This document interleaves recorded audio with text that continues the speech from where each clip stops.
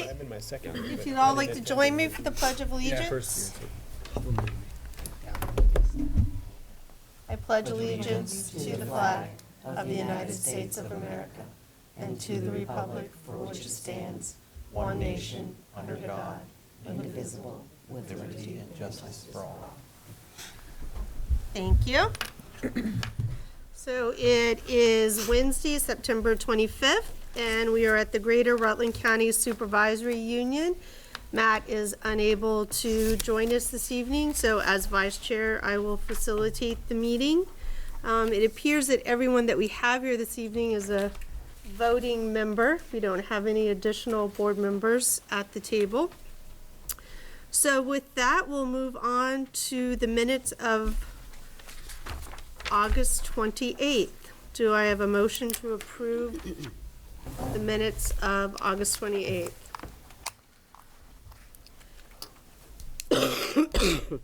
So moved. Second? Second. Any questions, comments? All those in favor? Aye. Motion passes. Approval of warrants. Everyone received their warrants in your email, the warrants. There's a hard copy here this evening. Are there any questions on the warrants? Can I see the hard copies?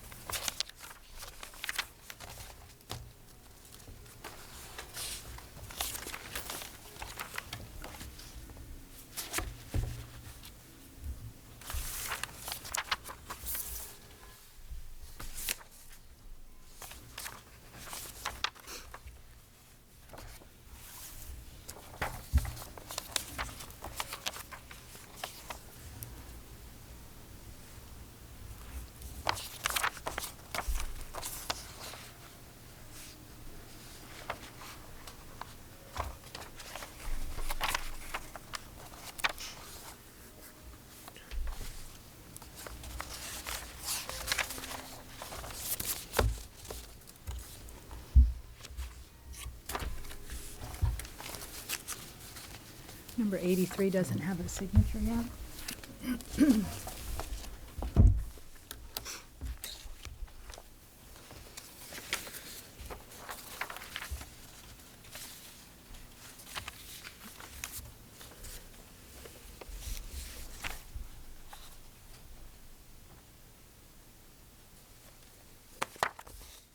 Okay. For next. Let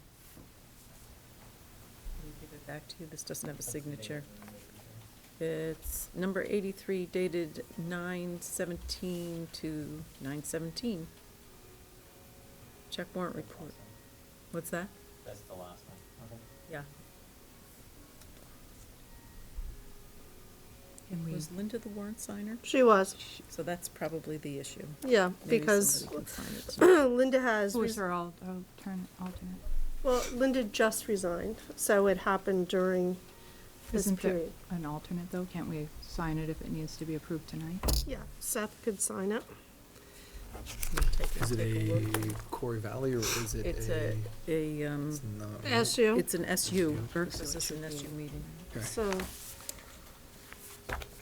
So we would have signature or some sort of approval before, these checks have been released, and we must have approval. right. Otherwise, we wouldn't have released checks. That's- So my guess is the signed copy just didn't make it into the packet. Okay, Okay. Let's I'll see look what's- into that.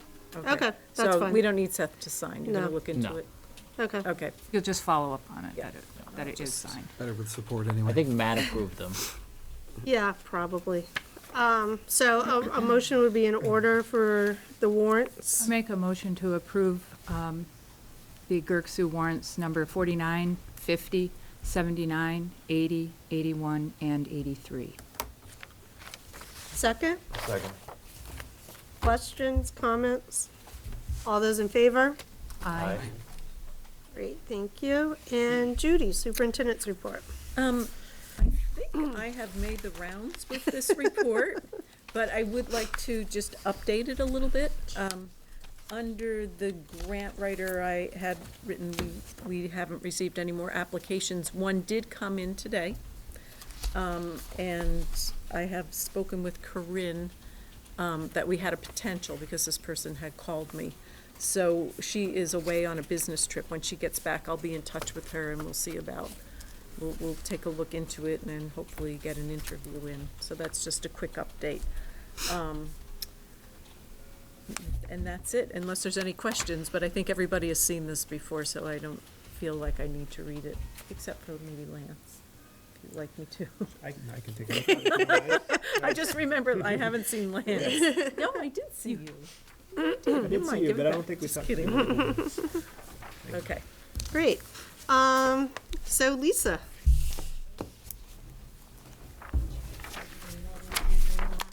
Evening. Thank you. The board had asked me in June, before I even officially had this job, to come back in September and talk more about PLCs at the district level. And so I wanted, and at that time, the board had shared just some questions and some concerns about our current PLC model, and also some thoughts about where we might go moving forward. And so I took those under advisement and brought them back to our administrative team in August at our retreat, and we spoke at length about PLCs.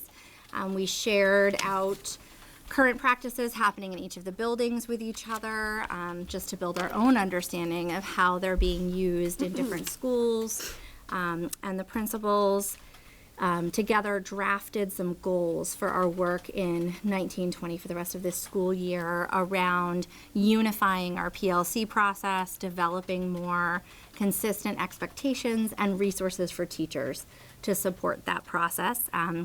We determined that forming a task force would be the most effective way to do that, and to work towards some of those goals. So there's a group of administrators who volunteered to serve on that task force. They'll do some work, bring it back to the administrative team for refinement and feedback, and work through those goals together throughout the year. We also were able to establish a monthly SU-wide PLC. We had spoken about the missed opportunity of having people from different buildings be able to speak to each other and work together on common work. So all our third grade teachers, all of our counselors, and having them be able to work together. So the principals set aside one PLC meeting per month for cross-SU collaboration. And we set the calendar for it at the beginning of the year. We shared those dates with the teachers during August professional development. And in those groups, they were able to do some goal setting around PLCs, identify some activities they'd like to accomplish this year, along with some shared facilitation ideas and how they were going to accomplish that work. Our coaches were then able to move into support the first time. We had our first SU-wide PLC meeting last week, which was really exciting. All the teachers joined virtually, some of them in small groups if they were in the same building or in buildings that were super close together, but most of them were virtually connected, and they were able to use that time to work on a variety of different tasks associated with their primary responsibilities. So the nurses were working on some standardized procedures and protocols for schools SU-wide. Many of the teachers were talking about some curriculum work that we have going on, and also about different practices in their buildings and things that they would really like to share and develop more consistency with. I thought to myself, I was in Rutland town that day for a meeting, and I walked around the school building because I wanted to go help anybody if they were having trouble logging onto the computers or just be a support system. And as I walked from room to room, in most places I heard laughter. And that really struck me, because I don't think through our unification process we haven't had a lot of opportunities to just laugh, and they were, oh, you're too close to the camera, or you're really loud, or hold on a second, I have to change the angle because you're staring at my nose, and just a lot of humanity and connection. And I thought to myself on my drive home, those kind of moments of being human, seeing each other's faces, even across a computer, and being able to work together meaningfully on things, I think are going to go a long way toward unifying our district and really creating that culture and that climate that we want of, we're in this together and we're moving forward. So the coaches had reached out to the staff members who had agreed to facilitate those PLCs to see if they needed any help with setting the agenda, running the meeting. Those are not always skills that our teachers have or have had a lot of experience with. So we're going to build some of that into some of our in-service as well, just so that they get a little bit more training if they're interested in it or think that they need it in terms of how to run collaborative meetings like that. And we're going to do a survey to capture feedback from everyone on that first PLC and try and work together so we can make them better, along with continuing to support them. I think it'll take a few months of really working with the people facilitating, making sure that it's a really, really good use of our time. Our task force will start meeting probably either the end of next month. I would bet by the end of next month that we'll have met, and we'll work on establishing a work plan for the year and how we're going to break out those goals over time and prioritize them, thinking about what other stakeholders we need to get input from each of the processes. So that's where we're at with GRCSU-wide PLCs. If anybody has any questions or next steps that they'd like me to share with the task force, please let me know.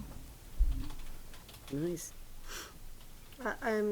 I saw, I don't know, it was something Chris posted, but when they were doing the cross-school virtually for the PLC, and it's great to know that we're taking advantage of the technology that we talk so much about, and that teachers are using it so they know that it works. So the next step, we can really integrate it for students, and so it helps get over those hurdles. If the teachers are using it and feel comfortable with it, for them to integrate that for schools and students. So I thought that was big to see that, because we haven't seen that, and It was a really big step forward, and I was amazed. Our teachers are just such professionals, and I was nervous. I wasn't sure what their level of familiarity with the tools was going to be, or what they would need, and they took it in stride, made it their own, and I haven't received any reports of people having trouble logging on for more than a minute or two. Sure. They really figured it out and made the most of that time, which was really exciting to see. now, will you report back to us once they develop what their goals or what that is? So work we just plan? have the work plan, just Yep. have an idea what that is. That would be You got great. it. And the results of the survey also, I would think. Oh, sure. Yeah, if there's anything There's, significant. I'm not sure. The first time, I'm not sure we have anything groundbreaking or life-changing yet, but hopefully soon we're going to see some really exciting things coming out of that work. Great. Any other questions for Lisa? All right, thank you. very much. Thank you. Moving on to resignations. There are 2 resignations in your packet. 2, or is there more? No, that's just his letter. So a motion would be in order to accept the resignations. So moved. Second? I'll second. Questions, comments? All those in favor? Aye. Aye.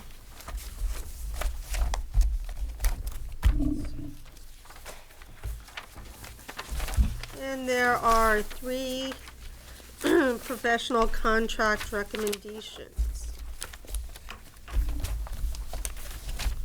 Are there any questions about that, or a motion would be in order to approve?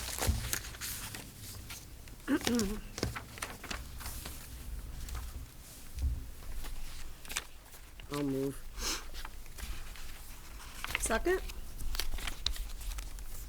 Second. Questions about any of the individuals being recommended? I don't know if this is something that you can answer. Lisa, what's the information on the revised contract? Well, we have Lewis here, so maybe that's something he could answer. For which one? Frederick Placence. She was head of horizontal movement. Which one, Frederick or Amy? Oh, for Amy. Amy.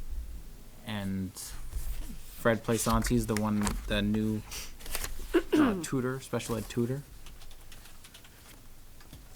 That was approved last meeting. Yeah. All right, any other questions? If not, all those in favor? Aye. All right, and I don't see any first, was that support staff also? No, those are teachers, so we don't have support No. staff. Just the three. All right, Lewis. So there's some system-generated financials in the packet.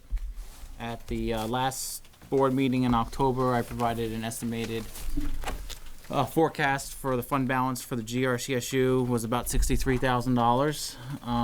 And that's mainly because we have that unfilled grant writer position. So depending on how we fill that, or if we fill that position, that'll determine really how we end the year. And then the only other item that's significant, that's sort of pending in the air, is the superintendent search and how things turn out with that. So the cost of that search is not included. I think we just found out the cost is $8,500 for that. So that will decrease that surplus by that amount. And then again, if anything changes with the superintendent search or anything like that, or if the grant writer position changes, that'll affect that as well. I also want to take this opportunity just to explain the surpluses and deficits and how they work crossing fiscal years. So when the fiscal year ends and we have a surplus or a deficit, that surplus gets restricted for that given year, gets restricted until the following budget season. So for local, this is for local boards. So for local boards, that surplus gets restricted. And then when we look at FY21 budgets, we'll be taking those surpluses that we had in FY19 and applying that surplus as revenue against your budget. So it'll offset any spending that you have. When we start talking about FY20 forecasts, it does not include anything that happened the prior year. It's only for that 1 year. So when we start looking at the surplus for this year, it's completely separate from what happened last year. That surplus has already been restricted, and the board and the taxpayers will decide what happens to those surpluses. So I just, for those board members that were unclear as to what happens with surpluses and deficits, I just wanted to make that a little bit more clear. The budget timeline and board priorities. So there is a timeline in the packet. It's got 2 columns. One's for supervisory union budget and then district budget. This will also be going to all your local boards at your October meetings to discuss the district side. The timelines are pretty similar. In summary, I mean, we're looking at presenting a first draft in October to the SU board for the SU budget, and then looking to have an approved budget at the November board meeting. This way we can use those figures in your local budgets. And then on the local side, we're looking to start the first draft in November and have a final approved budget either December or early January, depending on when the boards meet. That gives us enough time to prepare warnings, prepare the town reports and the annual reports. We really can't go past January 15th. It starts to get really difficult to prepare information for the town reports.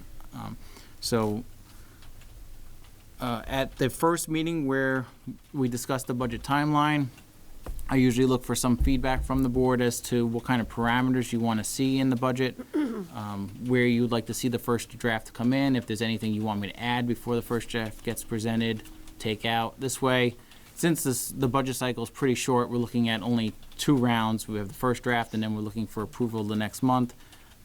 Like to get as much included in the first draft as possible that you want to see. I don't want to come with something that's completely off base. And then it'll be the similar situation at the local boards. We'll be presenting in November, so we only have 2 months at the most from start to finish to present a final budget. So we're looking to get as close to as you want in the first round. So specifically looking at just the SU budget, I know we added 2 new positions last year. We added the grant writer and the website position. The website position was filled, the grant writer's not. So looking at next year, is there anything else that you would like to see put in, taken out?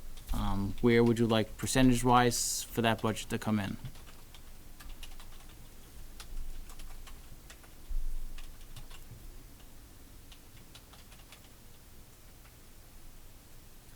Personally, I'd like to change the grant writer position. When we sat here last time and spoke, and Corinne, who is kind of the expert, I would say, in the area, had said that she thought we might be in a better place if we were looking more for a consultant.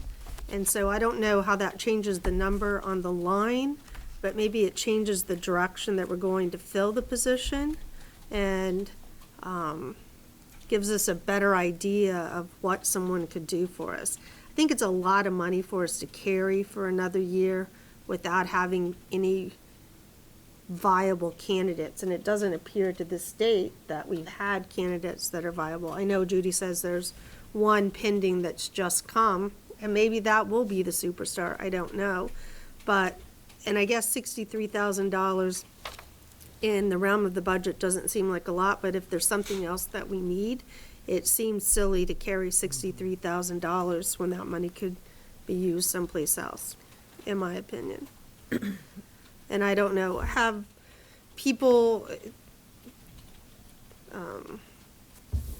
within the SU, like Christine, Greg, like that, come to you and said that they are looking for adding people?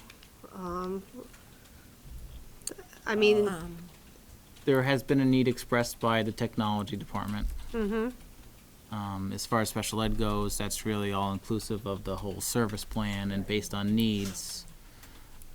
They're still working on preparing that. That's due October 15th, and at that point, we'll know exactly what that looks like.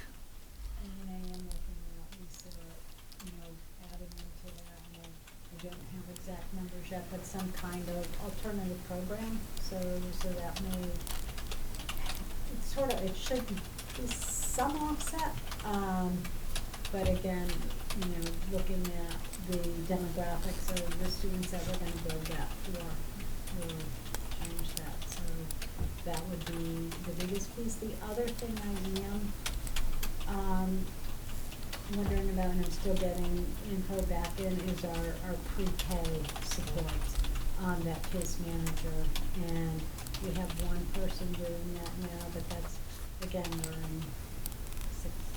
in our classrooms, our buildings, and that's a lot of territory for one person, that would be a lot of case management for. so is that something we're better to contract out someone to help? I mean, is that a year-round position, or is that something? Your position. Oh, a teaching, I'm Yeah, sorry, yeah. case manager, I'm thinking Yeah, something no, else, I'm I'm sorry. thinking, the teaching, Okay. doing that position. And then our need for supporting preschools or partner programs and stuff in the area of speech, that keeps building. So those are the areas that we're really looking at. I know one other thing that's been discussed, not around staffing, but is there's a lot of things that come, that are SU-wide initiatives that the SU has to pay for, and then we have to bill it back to schools. And one thought is to, rather than create that extra step, is just put some money into the SU budget for it and assess those costs out. So some examples of that would be like the annual in-service, SU-wide PD. So if we're doing like in-service trainings,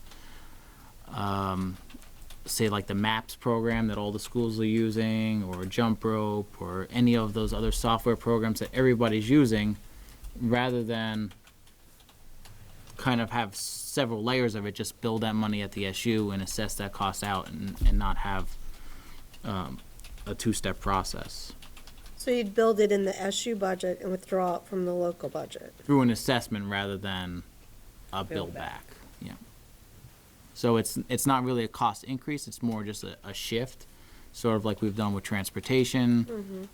The audits are now with the SU, so transportation, and audit, and special ed, those have been state initiatives. These are more local initiatives in order to have both equity across all schools and provide the same things to everybody. It makes it a little more transparent, I Yep. think, you know what the costs are, Right. what's budgeted, it's not build back and you're like, ooh. So what would those assessments be for? Well, some examples would be like SU-wide PD, professional development, the in-services, and then softwares and other assessment tools that are SU-wide, such as Infinite Campus and MAPS. A lot of those things are SU-wide now, but the SU pays it, and then we bill back the cost to each school district.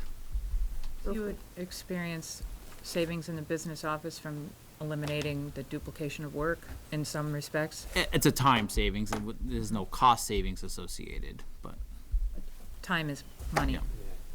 Yeah. Okay.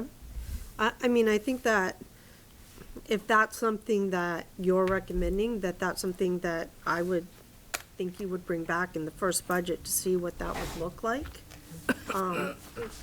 So we could, I mean, it's not like, I don't see that as a huge shift. I'm more concerned about adding 5 people at the SU level. Those are the big, I mean, I think those are the conversation pieces, when you start adding, something like that seems like a procedural that should come from the business office to Yeah. tell us that that's the way it should be done.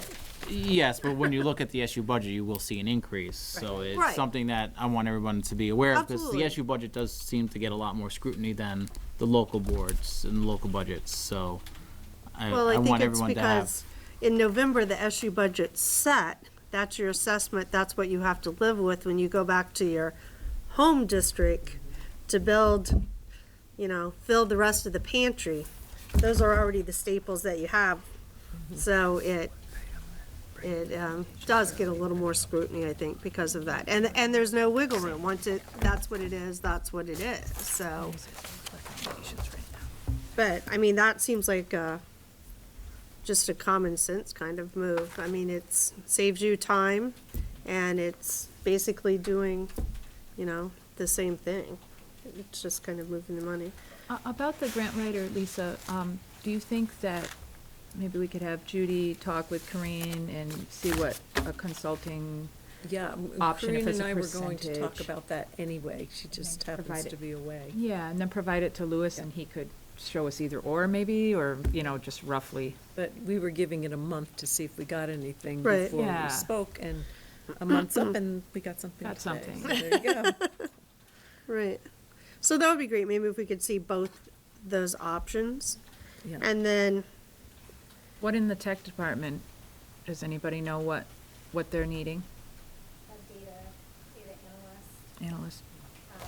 It's, right now we have one person doing all of the data systems, and that is really just an incredible overload, considering that pretty much everything we touch these days now has some technology component, and every software program that a teacher uses, there's rostering and work that happens on the back end to make sure that their kids are in there, they're attached to their state ID.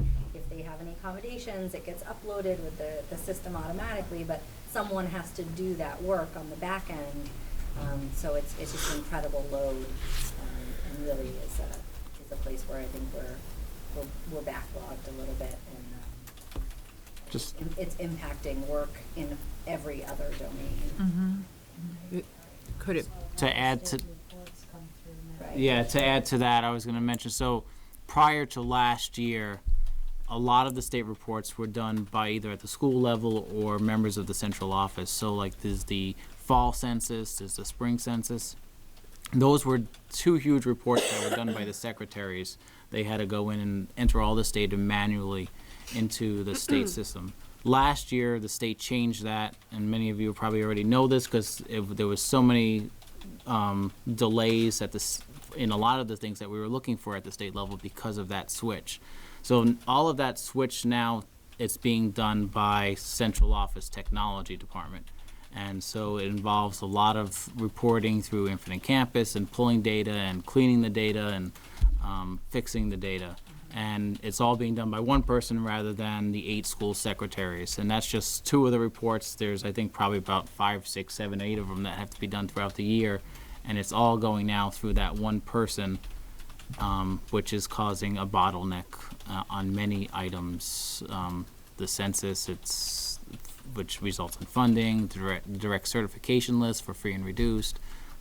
It's not a temporary position. It's going to continue as with the way our data is going to be managed and the software that we're using.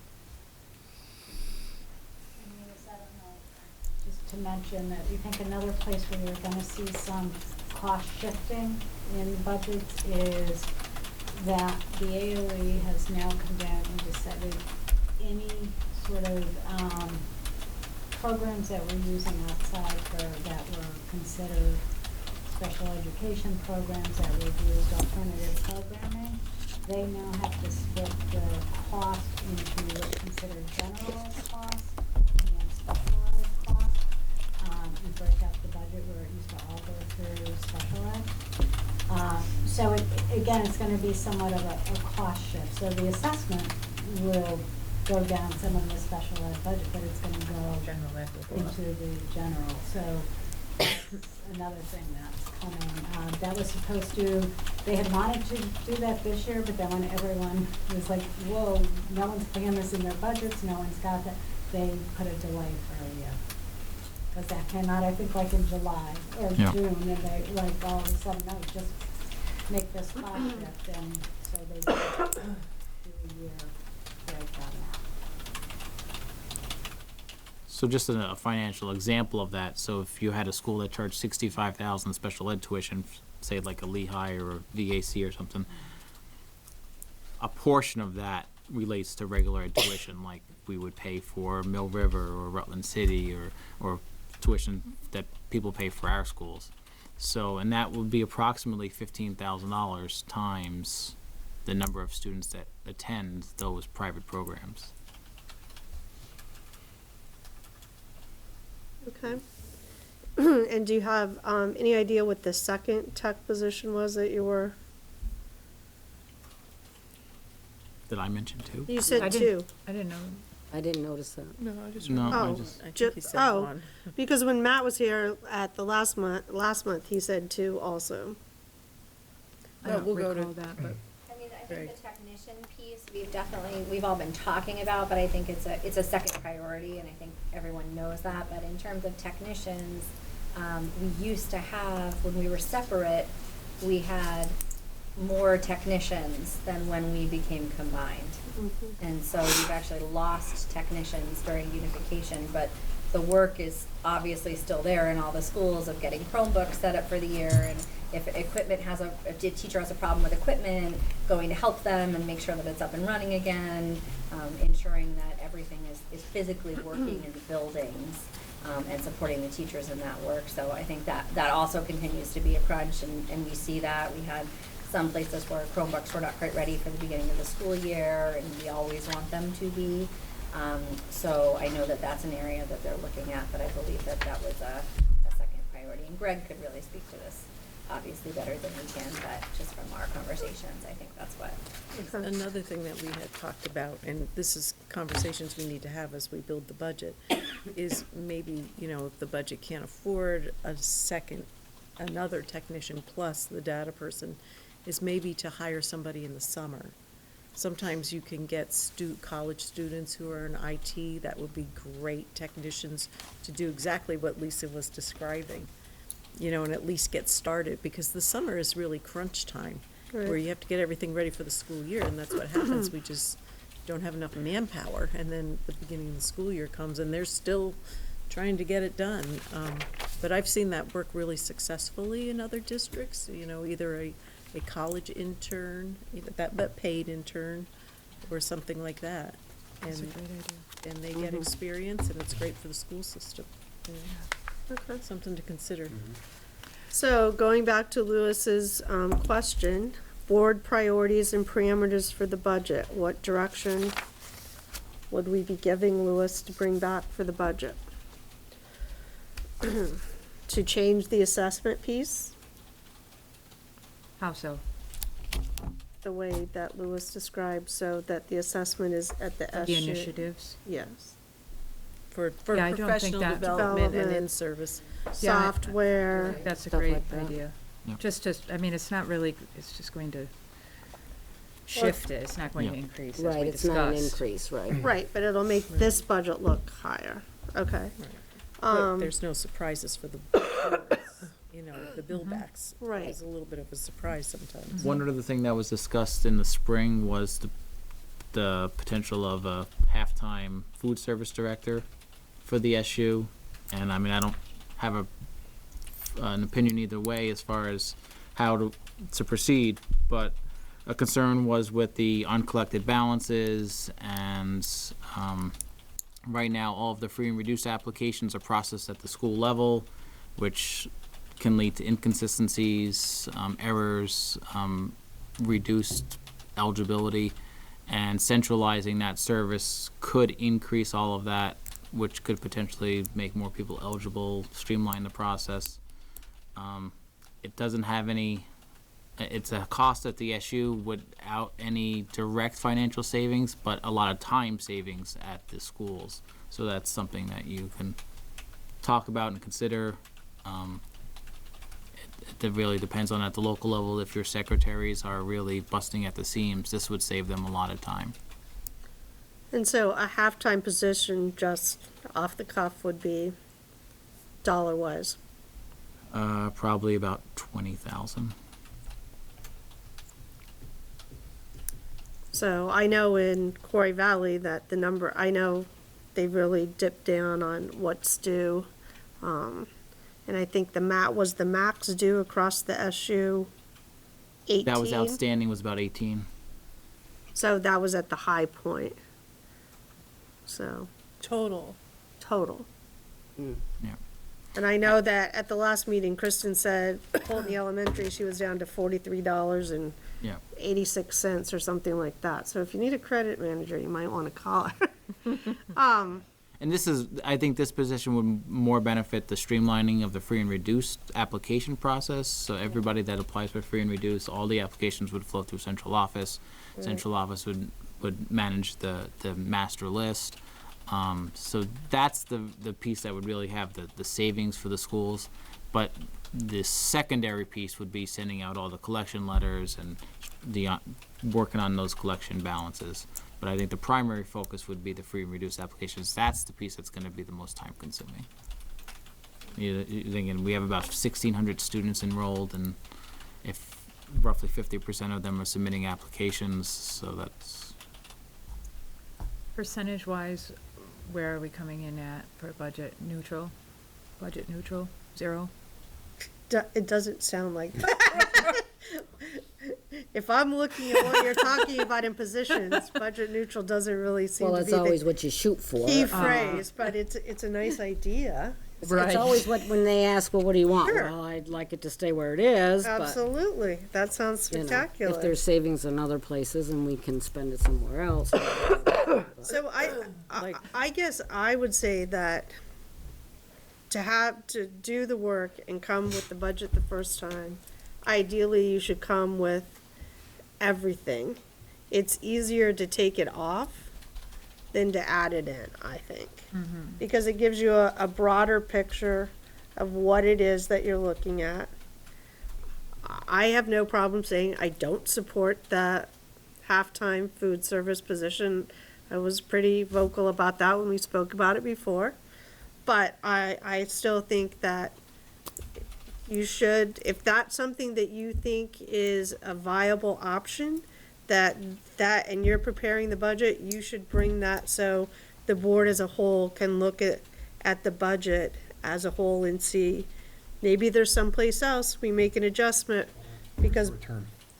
excuse me? Where's the return, essentially? Right, but maybe someplace else, there's, something else that we do because that has a higher priority. If you don't have the whole the entire picture, it's difficult to make that decision. So that's my voice. Eric? Kind of feel the same way. I mean, board should look at it as a whole and, you know, bring everything, that first round that you want to put on there. And Okay. I think the only concern I would have about it was just if you bring it to the supervisory union board without having the local boards look into it. I mean, there may be only one school. The secretaries are inundated and too much work to be able to process properly, you know what I Sure. mean? Right. You know, I know there's there's a lot of them, but if right now that is, you know, part of someone's job and they're handling it, Right. if we take it away, then, you know, Right. you know what I mean? And I think that's, that would be something that, to go to the principals maybe to ask what they're, but I think just in terms of, just bringing the budget, everything at once, I think Oh, definitely. and is yeah. the better plan. I mean, I don't have a problem when he brings the budget next month saying, I don't support $20,000 for that position. But everyone else may think it's a fabulous position and, you know, so, I think it just illustrates the importance of adherence to the timeline. If you can see it in October, you have feedback and you don't approve it until November, the boards have that month. Yeah, I'm a big proponent of adhering to the timeline. So again, it's a good idea to put things in. Definitely bring it in front. and then you'll have a separate list of what your ideas that are included. right, what the additions are, And that makes it cover easier. page. Yeah. Meredith? I'm in total agreement. I'd rather see more than be wondering what was that position we were gonna add and it having been left beside. Tim? Yeah, I agree totally with where you guys are going with that direction. And also just over my, few months on the board, there's been a lot of those conversations of why wasn't that brought up at budget time last year? And we're trying to fish money, during the last part of the fiscal and what we're working with at that time. So yeah, I'd bring it all and then, we can piecemeal it off from there on Yeah. what's the most viable. Good. Eric? Seth? Oh, my God. I don't know why. I haven't been here. However, we spent a lot of time I on am. the same board table. Oh, yeah. I think Someone, Eric? similar thoughts and just pretty much everything you, just good justifications for what they are, why, if there's savings elsewhere, if there's gonna be savings within the building, some idea of what that can be. So at least there's an expectation to bring down to the local board levels as well as where that would be and just, good concrete justifications for everything that's there rather than simple words, which I'm not suspecting that would be the case, right, to have just nonsense behind it, but just good, strong verification. Lance? Yeah, I would concur, and maybe ask the next local meeting that we have if we could just discuss the financial impact for our budget Sure. that some of these would have. Sure. Yeah, and I Great think that's idea. for everybody. Mhm. Yeah. Okay, so does that sound reasonable? So That's- yep. keep it at 0, but add everything you need. And be frugal. Yeah. And so just to be clear on that food service person, that's not my priority. That was, Right. Oh, I know I that. had been given that, the directive to come up with some recommendations, and that was a recommendation. So I know if that. I'm choosing priorities, I won't put that in the budget. Right. Oh, So- no, So I I will know. leave that out if it's not Totally up to you. supported. Yep. No, I think put it in. I think there was a lot of conversation about it. I think it's certainly reasonable to bring it. I didn't mean to give you a Yeah. hard time about it, Louis. Lisa, on, I realized that we didn't do any additions or deletions to the agenda, and if you would entertain a motion, just a point of order to the consent agenda. Oh, sure. So a motion to approve the consent agenda. Second? Second. All those in favor? Right. Great. All right. So the Cully, oh God, it makes me wonder what I am drinking. Kelly Sub-Pilot Program. So I've been working with Lisa and Kelly Services to try to reduce our on-fill rates for both para and teacher subs. And one idea that has come up was to create these 2 building sub positions that they would work for Kelly Services. We'd have 1 position in the northern schools and 1 position in the southern schools. It would be a full-time position, which means that they would be guaranteed work every day, and they wouldn't be able to take positions early. They would be assigned a position that morning based on the latest notification of someone being out, so a need for a sub. So a lot of our unfilled sub positions are usually those late notifications. So somebody calls in at 6:30 that morning and there's nobody that can fill that position. A lot of the ones where we have notification, either whether it's for personal days or sick notification in advance or vacation days or whatever the situation may be, those ones we usually do have subs for, and that fill percentage is pretty high. So it's usually those late notifications that we can't fill. So these positions would kind of be floaters between those. Each one would have 4 schools. So one would be Wells, Middletown, and the 2 Pulteney schools, and then the other one would be the 2 Proctor schools, Rutland Town and West Rutland, and they would kind of float amongst those schools and fill the positions that morning, whatever was needed.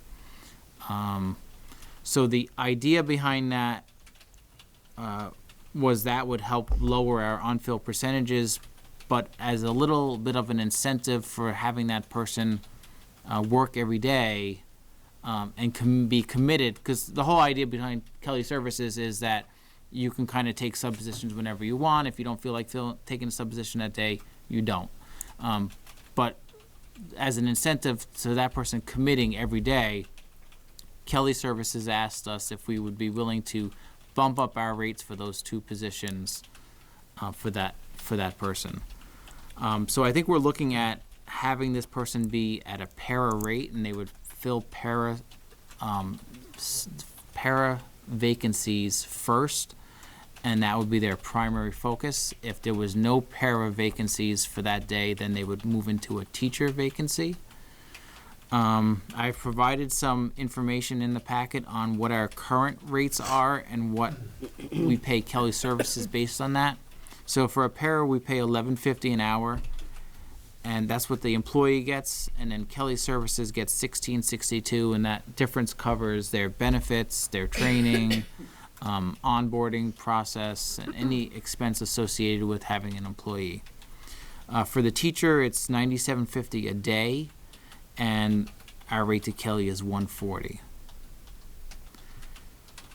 So I've given you some options below as to what we can, if we bumped it up their rate, what the hourly increase and the daily increase would be for those 2 positions. I'm not recommending that we go too high just because we don't want to get into where we're paying them more than we're paying our regular staff. So these would not be our employees. They would be Correct. Kelly employees. Yep. So we could Okay. stop it. It's a pilot program. We can stop anytime we feel like it's not working. So it seems just slightly counterintuitive to me from the world of, let's just say, purchasing. You enter a long-term agreement with someone, typically you get a better price incentive. In this case, it seems to be the exact opposite. So can you help me with that logic at all as to why it On was- the Kelly side or on the, so, yeah, as to what their, maybe even so the their logic for the employees request. entering in, the employees, if you're looking at it from the employee standpoint, the employees entering into a long-term agreement, so they're getting that price incentive. We don't get any price incentive because we have to cover that price incentive that they're receiving. And Kelly is guaranteeing that this person's going to be there, as opposed They're to their other guaranteeing them people. work. The only problem I have with this is if you have these people out there that are guaranteed available, we're gonna fill that before we fill the lower. If there's a sub that wants to work and we can get them at a lower price, and, well, oh, I'm sorry, I only have one, I've got to give it to this other one at a higher one. So I'm not sure, and I know we're not, I mean, in a great world, we wouldn't have this problem. I know it's no problem, just having one person a day for 4 schools is like, okay, yeah, we're gonna use them. But I just wanna make sure that they're not I don't know how to put it, I don't want them to be the first contact. If we could get someone. They couldn't be a contact, period. So. No, but I mean, So Kelly. if you're a teacher in a building, you can, so a lot of times teachers find their own subs. They like Jane Smith when they're in their classroom, so they know they're gonna be out for professional development. So they'll contact Jane Smith and say, Jane Smith, will you work in my class on this day, while I'm out? And she'll say yes, and so they sign up for that day. The teacher, in this scenario, the teacher or the para cannot contact this person. This person is solely going to be for last minute vacancies. So between the 4 schools, we have plenty of absences, I'm sure you can imagine, between paras and teachers on a daily basis, between sick days, PD, and whatever other leave days people are taking, bereavement, jury duty, whatever there is. So I think this person, as well as every other person that's subbing, will get the opportunity to be in the buildings. I don't really see it affecting that. This person is really to fill those positions that are going unfilled today will be filled by this person. But if we bring these people on, basically guaranteeing them that we're gonna use them every day, and say this, we don't actually need them. You're gonna bring them in because we already guaranteed it. I don't know. And I mean, I in the real world, that's never gonna be a problem, but that's the part I'm getting a hard time getting over. No, that is the risk is that there's going to be a day and there's no vacancies, and this person, we're paying for this person, and that's why this is a pilot program to see how it works. We're just trying to brainstorm ideas to try to reduce, especially in schools like, say, Wells, who's kind of away from the city as far as possible, and they can't find subs. It's a way to kind of increase their fill percentage. How do they remedy the unfilled day? That's really a school-by-school decision. Some of them just, I don't know, Lisa, you can probably fill in that more than I can. Well, I mean, are they putting a special educator in to cover that half a day? And it's No, that doesn't work. We have pulled all kinds of staff and finagle and Principals. It depends on Yeah. the level of emergency It's in your hard. building and how many unfilled absences there are. I mean, in flu season, in Wells, for example, I would say we probably had half a dozen days where we had 6 or more staff members out. And at that point, it's triage. You're pulling from everywhere, doubling up classes, everybody's subbing, and you just make it work. So, but that's not typical, not a typical Right. day. But it does happen upon occasion. So really, we used to joke about it. You know, you get in the morning, you check Kelly Services, and the staff would come down to the office and look at the board and see what was going to happen in their day that they weren't expecting based on unfilled absences. So I do think that it's a great opportunity to actually try and do something about this. And, you know, in terms of the higher rate, you know, it's hard. It's like, why are we paying you more? I do think one of the appeals for subs in serving as a substitute to begin with is that they have this flexible schedule and they can choose to work or not choose to work. And so, you know, I see this bump really as we're incentivizing them to say, I want to work every day. And because I want to work every day, I'm willing to commit to your schools. And my understanding from the Kelly folks is they won't assign these people until like 6:30 in the morning, which is part of why we have someone in the north and someone in the south, because you can get to the schools in each group within about 20 minutes if you live close. And so that allows them to make that last minute call. So anyone who wanted to work and they would already have signed up for the day. Anyone who wanted to work for our normal rate. We don't, almost never do we have a sub take a position after 6:30 in the morning. What happens with this position, say that we go ahead with this and we have somebody guaranteed and they get sick? I'm sure that will happen once or twice. But I'm just wondering how you cover that. Yeah. And Does that mean we bring somebody else in for a Kelly's day or problem. two and? Yeah, well, as a Kelly employee, that becomes kind of their management problem, and we get to, in partnership with them, work with them, if that becomes an issue. I mean, everyone is going to be out a day or two over the course of the school year. We work with kids, there's germs every day. Doesn't matter how much you wash your hands, you're exposed to them. So expecting 100% attendance is probably unrealistic, but if we could get 177 out of 180 days, Right. we would be so much better off. And that's fine, but I'm just wondering what Kelly is going to do. Are they gonna say, okay, Susie can't make it this day, well, we'll let Linda fill in that spot and she'll get the extra money? I'm or sure do we they'll go- call I'm around just- and try and find- They do already. I They try mean- and find- We haven't discussed that scenario with them. Can I just, Okay. Oh, I'm sorry. They're I know, already it's kind of out there, but, They're already making phone calls every morning. If there's a position that's unfilled. right, I'm just talking that's their about, point. do they get the regular sub pay or do they get the higher? Yeah, I think that they would. Nobody else besides the people that are hired for this position would get that higher rate. So if somebody was filling in for that person, I mean, I don't know who that would Who's be gonna and be how the that sub for the situation sub? worked, but. Well, that's a contract for Kelly to deal with, and Yeah. it may have sick days built into it. And how would it work for like snow days or vacation days for us?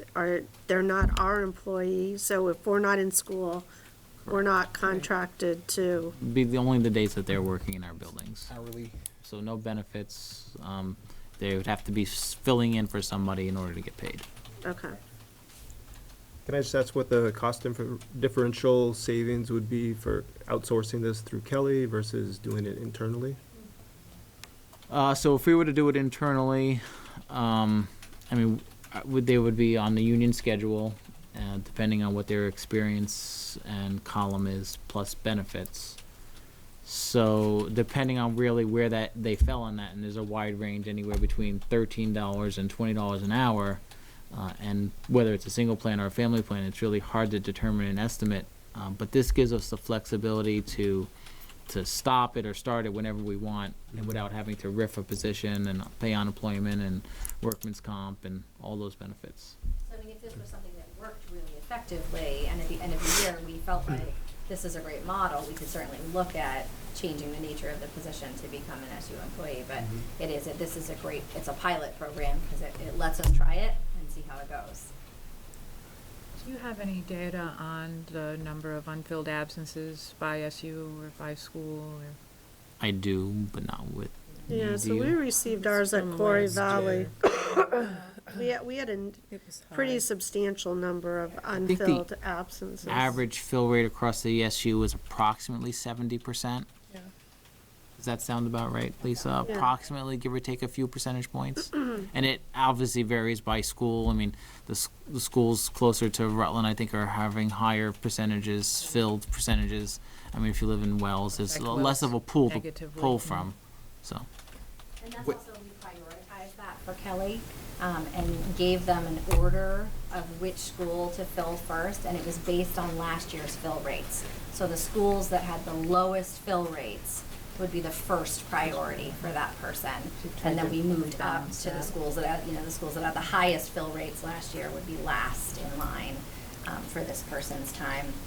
So that's the order that they'll fill. Do we think there's any disadvantage for us as an SU because of our pay rate when you look at Rutland City or the Otter Valley SU, because both are substantially higher than ours?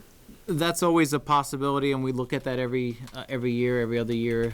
We did increase our rates last year to be more competitive. We were, I believe, at $10.50 an hour, and we went up to $11.50 an hour. We thought, at the time that we set this rate, we thought that minimum wage was going to go up to $11.50, but that didn't pass. It stayed at $10.78.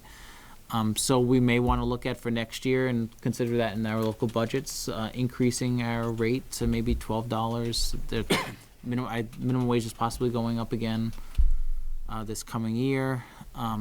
So if we want to stay competitive, we need to keep increasing our rates. And the teacher rate, we went from $85 to $97.50 last year. So as a budget consideration, we're gonna have to have some estimates from you about the number of subs that we have to have and what that would cost, and versus the pilot program rate for one or two people right? Wouldn't that be how you would compare it, Louis? I mean, it's hard to estimate. I mean, I think the pilot program and these increases will have an immaterial impact that they don't, I mean, if you look at, say, going to $12 an hour, you're talking about $5 a day. You're recommending doing both, increasing the rate.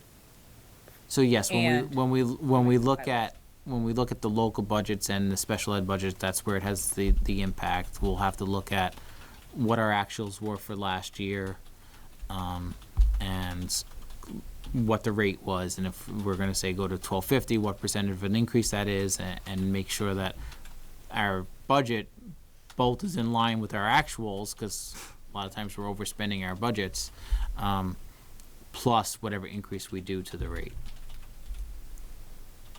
So when you mentioned before, the rate about 70%, is that the fill rate when there's an absent, about 70% of them get filled? Or is that the school is operating at 70% on a day-to-day basis?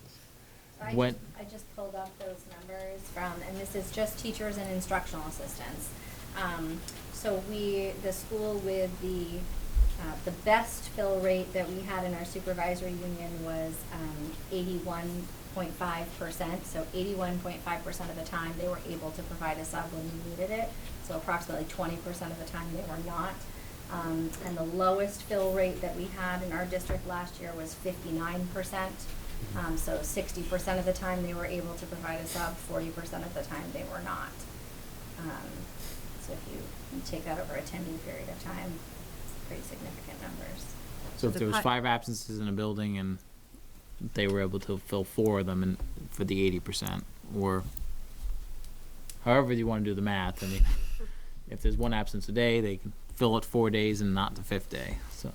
So again, the pilot program is to mitigate these last-minute, usually unfilled emergency absences, unfilled absences, and that's. Yeah.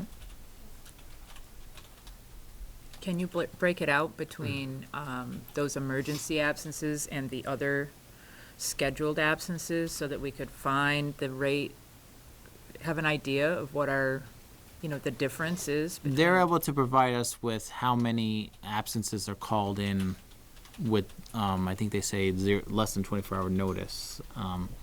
Okay, that would be sufficient, just if we could have one half of the equation, so we could understand what that means It's definitely. as a whole. That's the highest percentage of unfilled subs.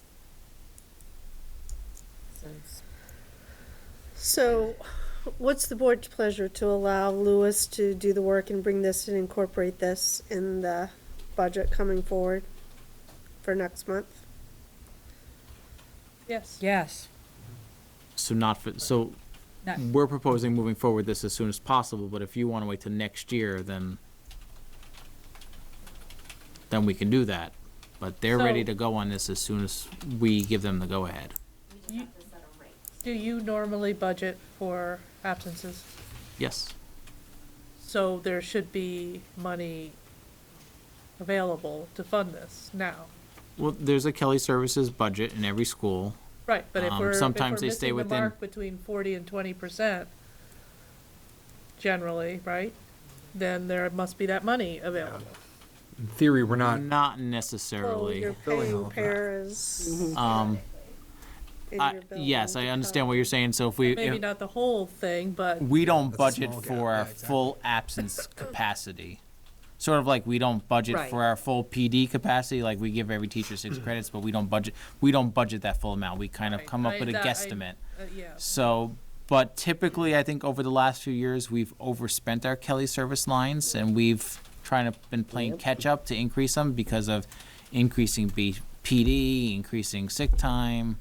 Yeah, I mean, this and like vacation days accumulating to in excess of 120 days are these unfunded, unbudgeted rather, Right. risks that we Yep. get into. Well, I No. think the other thing we've talked about, though, and tried to give some clear direction when we were speaking, particularly at the local level, and I think even at this board, about PD. We have to start being more realistic about when we're having PD, and it's unrealistic, and it's not respectful to the students in the building when you have 6 to 8 teachers out of one building at one time. It is counterproductive, in my opinion, to what we say that we're doing on a daily basis. And I think those are things that we really need to take a deep look into. And hopefully that analysis of data will make some changes as well. And I think that does have budget implications also, because currently we don't have any funding for professional development outside of the school day in our budgets. And so having that conversation and looking at what would we like professional development to look like, when would we like that work to take place, how would we like curriculum work to be done, and then how are we gonna fund that beyond the school day, because currently we don't have funding in place to make that happen. And that's where the consultant for grant writing comes in. Also, just listening to the percentages where there's one school district that only fills 60%, others that are 80, this could, just to put it, I mean, this could potentially have one specific school or school Getting filled at each day. being filled each day, so Sure. their specific budget's gonna increase. Right. So, that I think has some implication on whoever it is that, I mean, if you're running at a 60% rate, you're probably gonna be seeing this person more than the other schools. Not to mention, Lynette, the equity for the students involved in those schools.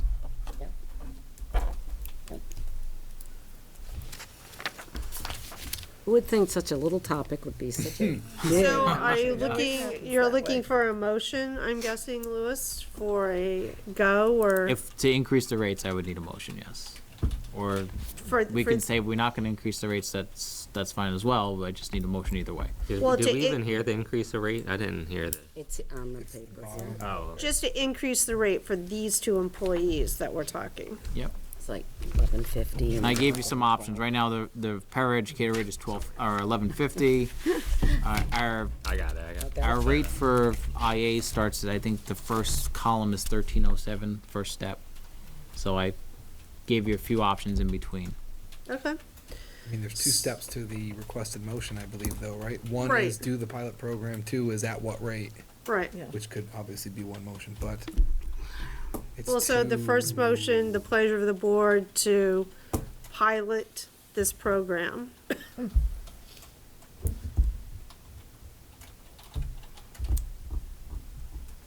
Well, isn't the program the increased rate?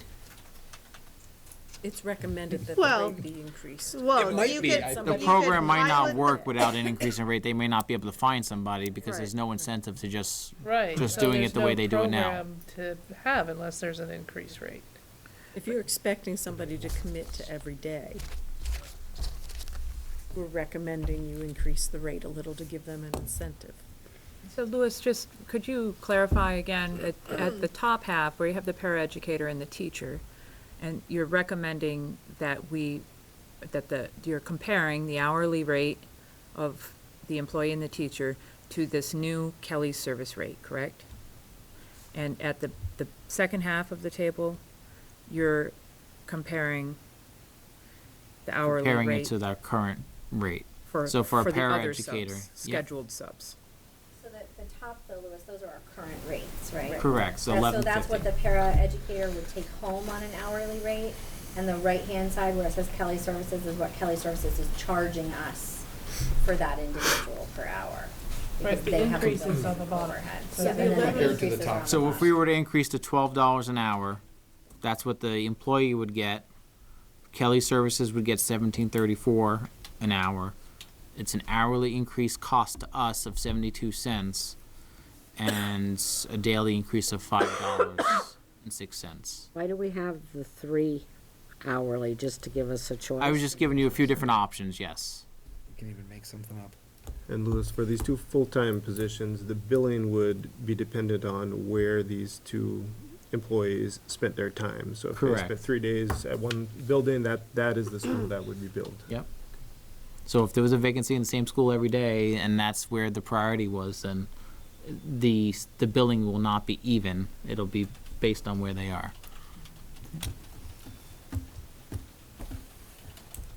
So once again, pleasure of the board. You can tell it's a tough one. Administrators are asking for help, presumably, saying we have a problem, we need somebody, we need help getting Yeah. people in here. Yes.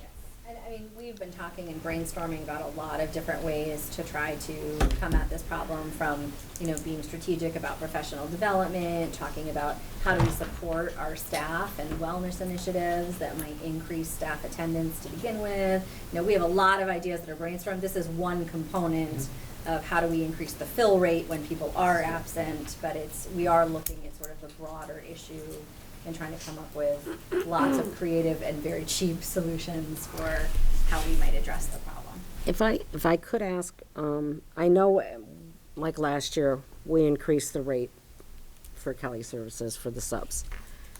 Did that bring up our fill rate, or did it make no difference? Because in order to stay competitive, but did it really make a difference? I don't think I can answer that at this point. It's hard to say. Yeah, I mean, I don't like the idea, like I expressed at the very beginning, but I think it's realistic, actually.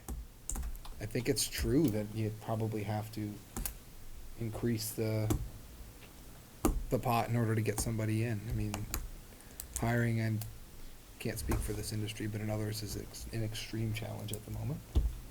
And just looking at these rates, I mean, we're not, they're low to begin with. Yeah. So try to get somebody is difficult. Cancel anytime? The other thing that this does for us too, that is, when you get someone who starts to work with your system every day, and especially with a set of schools every day, you also get that person to have relationships with teachers and kids, be familiar with the buildings, be familiar with the curriculum, start to become part of your school communities, and in our case, our district community, in a way that you don't get with subs coming at a day rate. And there's no tangible reward or benefit associated with that, but there certainly is for the children. When someone comes in the door and they already know the kid's name and have gone outside for recess with them or had a lunch duty with them or taught their class before, it makes a huge difference in terms of the quality of instruction that day and their ability to get right to work, which is ideally what we want them to be doing. So there are some other tangible benefits associated with this that aren't financially represented. I don't believe we've ever had a day where no sub was needed. Exactly. So, I mean, this just brings up, the mind is just going wild. Sorry. Is if I think definitely this saves money than the school district. And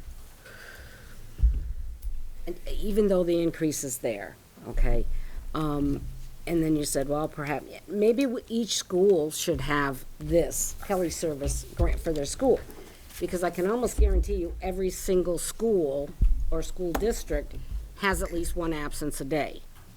So, And if that's something that we find true, we could come back and revisit and say, pay a little bit "Right, more, this but, was really helpful and worked out, we could change it. so this pilot would only be for the rest of this year, for now, to try it, or? Yep.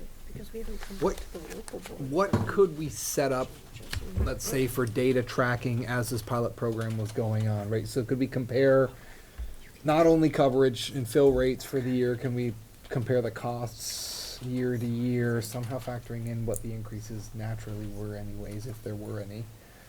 I'm just trying to think of what, I'm trying to Well, Kelly figure out how to Kelly judge Services this as a could success. provide us the data on what positions this sub would fill, the type of positions they're filling. But to be clear, this will not save us money. It'll actually probably end up costing us Sure. more money, because these are positions that are being unfilled right now that we're going to fill and cost us money. Right, unfilled equals cheaper, actually. Yes, Providing a but it's better providing service. Cost and it's education. providing a service. So where these schools are sometimes working with staff that are needed in the buildings, this would provide that position. So safety, educational purposes. It's going to cost money, but it's going to increase what we're here to do, which is So one of the things you might consider, since it's a pilot, is to go ahead with the pilot and say, do it for October, November, December, and then Lewis can report back on how it's working you know, and if there's any flaws in it, or has it helped our fill rate, et cetera. But I think a 3-month pilot, or even pilot it, and after 3 months, he comes back and report. Don't just limit it at 3 months. And then, you know, you can make further decisions based on the data. I think after 3 months it would be interesting to see, but not Right. pull the plug at Right, 3 months. exactly, but after 3 be months, nice so to that see would be at the after- January meeting. After the winter too, because I'd like to see how these guys, you know, respond to bad weather and, you know, things like that. One other thing, which, you know, isn't a deal breaker for me, but it would be interesting to hear, is we're being asked as a board to incentivize the employee. But why is it that we're also incentivizing Kelly Services, because their rate is staying the same? So we're giving this person that's dedicating their time an extra $1.50 an hour, but it's actually costing us $2.16 an hour. Because the cost for Kelly Services, they're at some point their rate should be kind of fixed, right?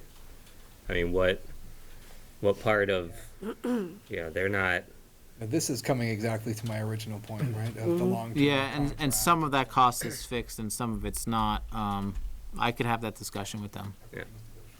I mean, if we're gonna provide them that employee a place to go each day, you know, and take the risk of not really having something for them to do, right? I could see. I mean, that's my only point. I think it actually would streamline Kelly Services, time. It's one last call. They Yeah, have one the last same call. person every less- day.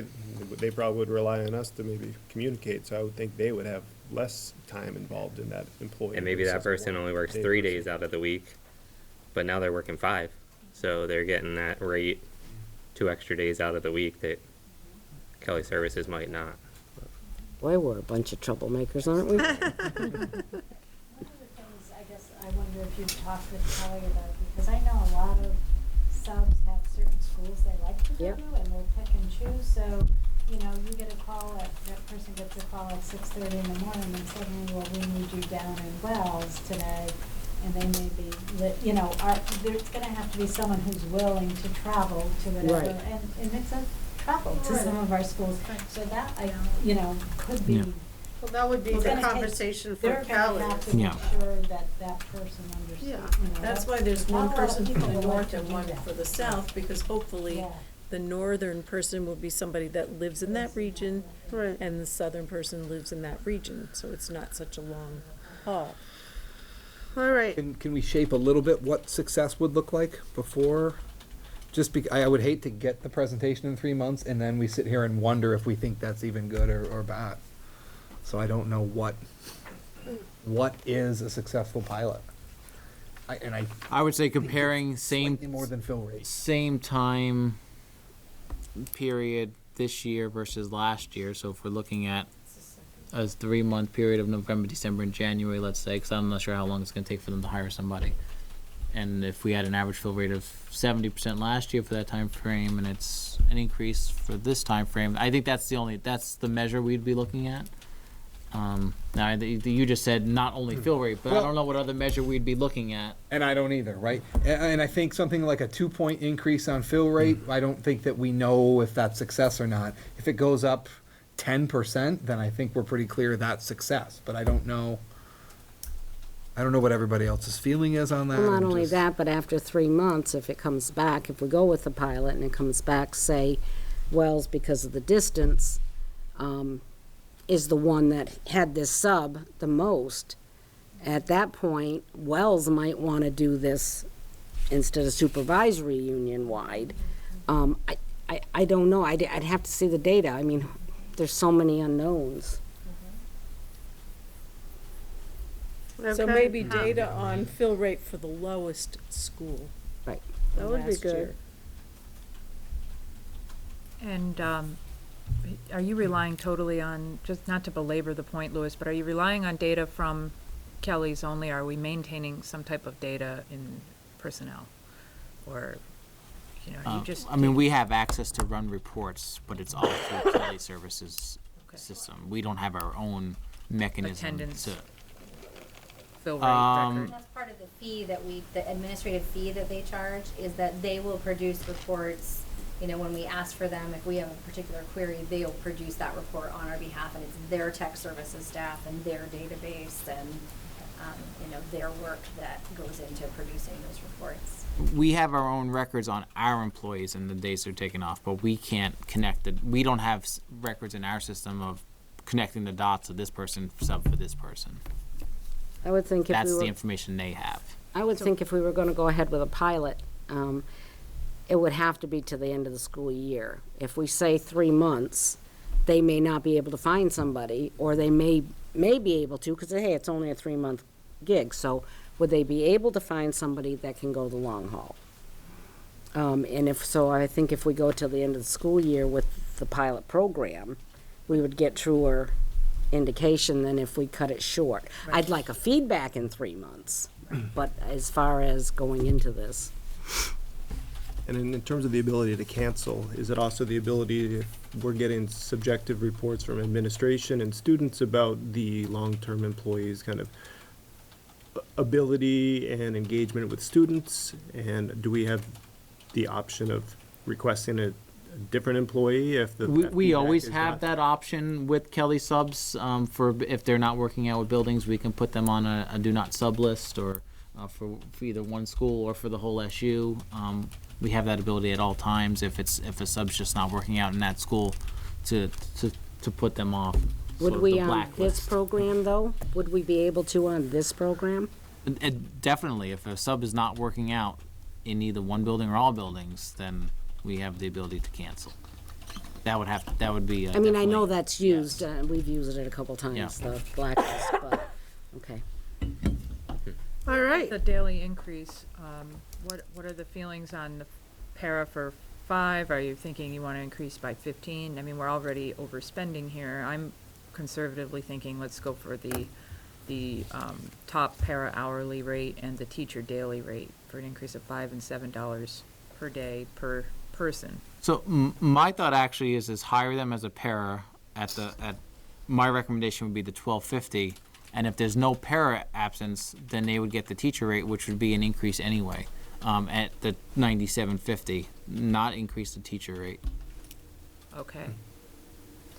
Makes sense. Because the make sense. $97.50 divided by 7.5 is $13 an hour, so if they sub for a para, they're getting that increase anyway. I mean, if they sub for a teacher, they're committing at $12.50, but they're getting a $13 rate if they. Okay, so the sum of 5 and 7 is 12, so the 10 is better. I can see your logic there. All right, good thinking. All right, so we'd like to put a bow on this package and, I'll make a motion that we go with the pilot program for the remainder of the school year. and would you like Give 'em the it to rate? be the para hourly rate of $12.50? Yeah, Okay. you could tell I was certain on that one, huh?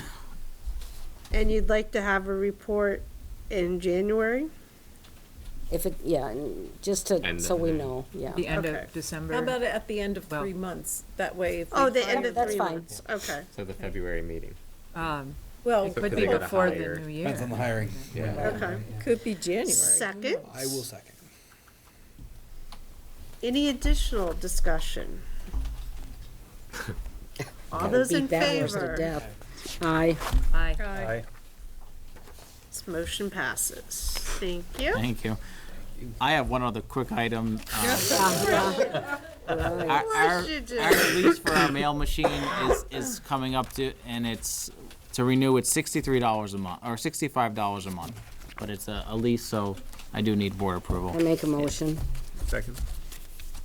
All those in favor? Aye. Aye. Motion passes. Anything else we can give you money for tonight? That's it. Doesn't want to push his luck any farther, that's it. Alright. The superintendent search, I think we'll have discussion, in executive session because we'll look at a contract. You have job descriptions for, classroom teacher and paraeducator. I'll say at our local board, we just received them, so, our board's coming back at the next meeting with any suggestions. Yeah, we haven't seen them yet. We'll see them Yeah. next week. so. We did see them. You did, Did you we? weren't there. Yeah. Oh, I Oh, wasn't there. Okay. We did see them. I Oh, have right. looked them over. So is Um, there any, I think it's, would you Did you find see with these before? bringing this back to the October meeting for approval?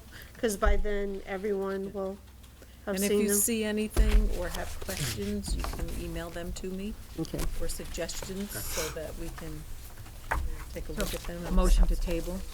Sure. Second, Second. all those in favor? Aye. Great.